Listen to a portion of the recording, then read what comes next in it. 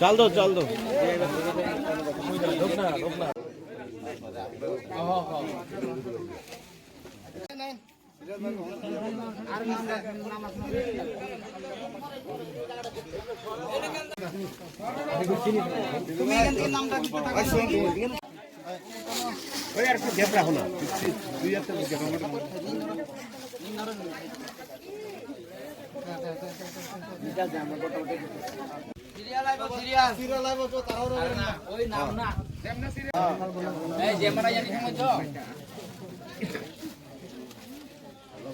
ठीक मार दे बहुत सीनियर बनो गेल एदिक जाओ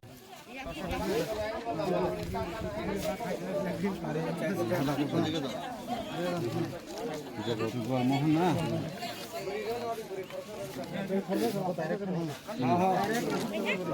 हां यान ब्रेक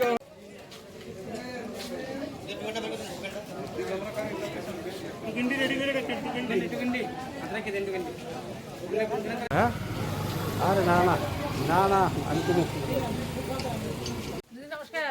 নমস্কার দিদি। ভালো আছেন তো? আমি ভালো আছি।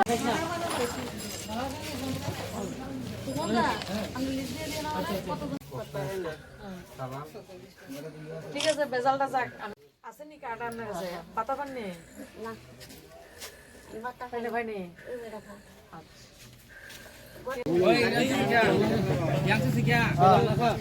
আচ্ছা আজকে যে এই যে সহযোগিতার হাত বাড়িয়েছে যে মাননীয় সাংসদ এই যে এখন যে ভাইরাস মহামারী ভাইরাস করোনা ভাইরাস কি বলবেন আপনারা? এটা তো আমরা সুযোগ সুবিধা লেগে দিতে আছে অনেক করোনা ভাইরাস থেকে আমরা বাঁচিয়ে আসতেছি আমরা লেগে যাওয়ার এটা তো আমরা খুশি একদম ডাল চাল সব পাইতেছি মাগনা দিতেছে খাইতেছি এই আর কি সুন্দর খুশি এই তো সরকার দিতে আছে আমরা যে সরকার আছে সরকার দিতে আছে এটা পাইতেছি। আজকে কে দিছে? আজকে প্রতিমা ভূমিকা আছে তারা দিতে আছে জানে সবাই সচেতন। তবে আবারও বলবো করোনা ভাইরাস থেকে বাঁচার একমাত্র উপায় একমাত্র ঔষধ হচ্ছে শারীরিকভাবে দূরত্ব বজায় রাখা। 1 মিটার আমরা দূরে থাকবো, ঘরে থাকবো, সেফ থাকবো।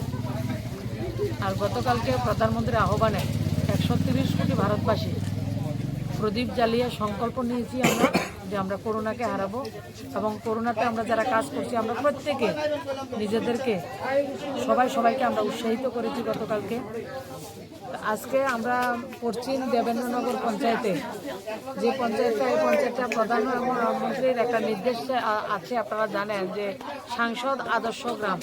তো সাংসদ আদর্শ গ্রাম হিসাবে এই গ্রামটাকে আমি অ্যাডপ্ট করেছি। তাই এই জায়গায় এসেছি 200 পরিবারকে কিছু আমাদের তরফ থেকে হেল্প করার জন্য। আর নর্থ ইস্ট ফাউন্ডেশনের যারা ভলেন্টিয়ার্স তারাও এসছেন।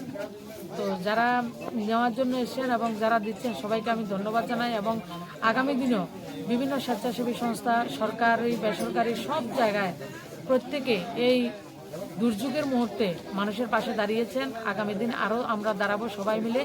আর সবাই মিলে একজুট হয়ে আমরা করোনাকে হারাবো। সবার পাশে সবাই আমরা থাকবো। দিদি এরপরে কর্মসূচি